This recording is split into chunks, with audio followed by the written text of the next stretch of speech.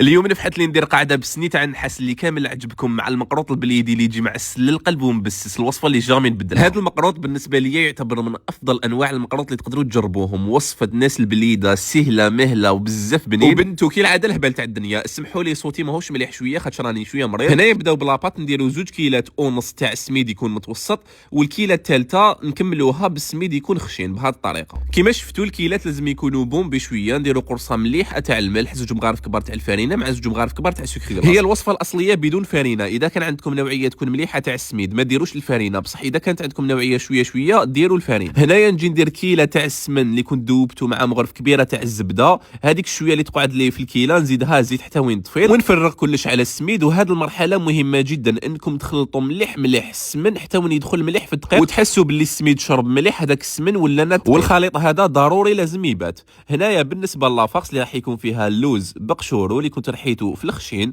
ندير منه 3 كيلات بهالطريقه مع نص كيله تاع السكر، رشه تاع القرفه، ونخلط كلش ونبداو نديرو في المزهر حتى نتحصلوا على خليط يكون بهذه الطريقه ماشي ملموم، لازم يكون مزربع ونحطوه بجه. هنا ناخذ نصف الكميه تاع الخليط تاع السميد اللي كنا درنا له ليدان بعد ما بات، نبدا نشمخ فيه بالماء والمزهر. شوفوا ديروا العجينه ديريكتومون جاريه خاطر راح تشرب. غطوها، انا نعاود وليت ليها فتحتها لقيتها نشفت، زدت لها كميه تاع الماء والمزهر وزدت غطيتها، خليتها تريح شويه وجيت قسمتها على 2. والعجينه ما لازمش تكون ناشفه، لازم ضروريه تكون طريه. نفتح العجينه الاولى بهذه الطريقه، ندير فوقها لافاكس تاعي هكذا في كامل لي كوتي وفي الوسط مليح. ثاني انا نحب ندير كميه تكون مليحه تاع لافاكس، نزيدو نغلقوها من الفوق بالجزء الثاني تاع العجينه اللي قاعده لنا، نديروها شغل نفتتو فيها ابخي نطموها مليح من الفوق بهذه الطريقه ونليسيوها ونجو نقطعوها مقروطات كيما تقدروا تقطعوهم مربعات. معروف المقروط البليدي باللي الحبه تاعو تجي كبيره. انا نستخدم هذا تاع الزمان باش ندير هذه الورده من الفوق. وناس الزمان تاع بليده كاين اللي كانوا يطبعوه بالفنجال ولا بالكاس على تاي بهذه الطريقه،